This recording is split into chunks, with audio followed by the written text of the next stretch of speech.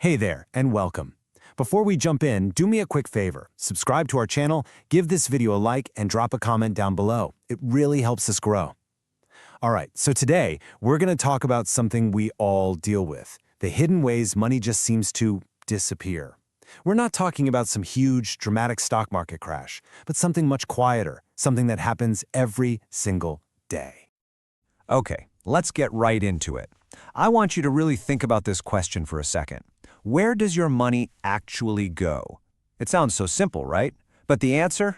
Well, it's usually a lot messier than we'd like to admit. You know that feeling?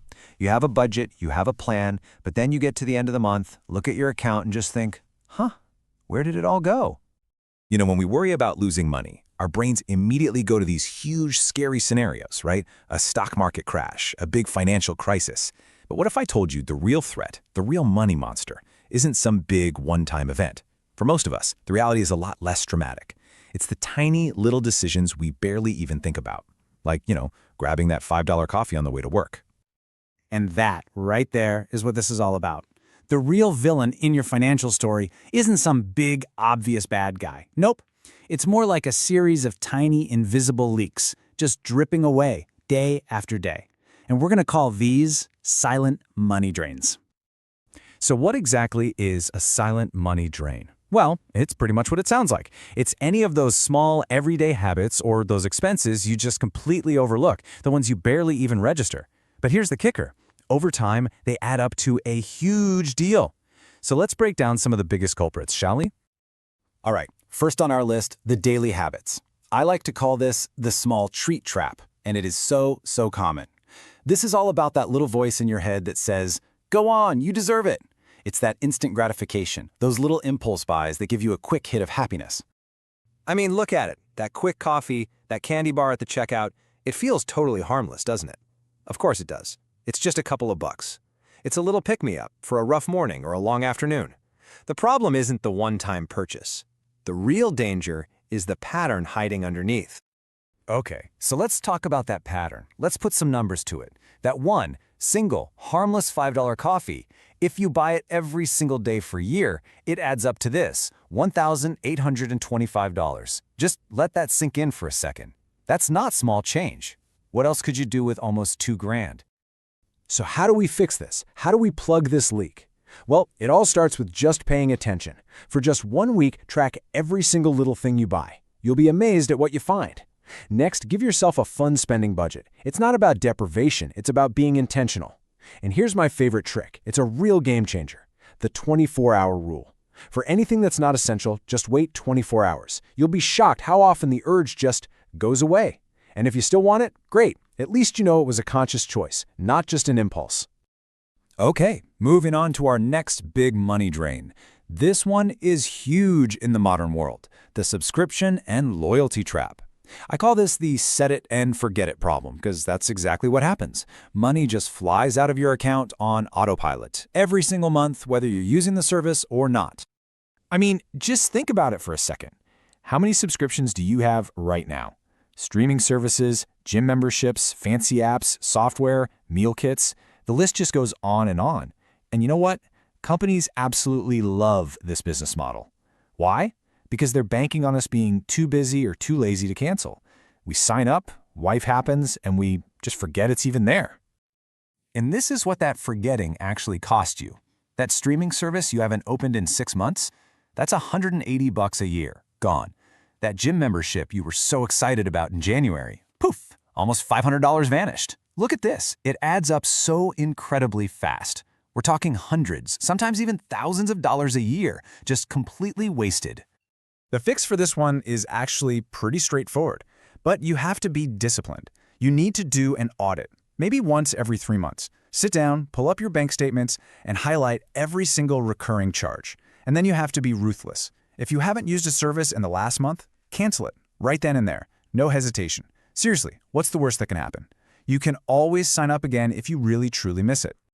But hold on, it's not just about canceling stuff. What about the services you actually use and love? Your internet, your cell phone. Chances are you might be overpaying. And check this out. Just one 15-minute phone call. That's it. It can literally save you a couple $100 a year. That's an incredible return on your time. So, it's time to stop being a passive customer and start being a proactive one. Here's what you do. Pick a day, any day, and put it in your calendar right now as your annual price check day.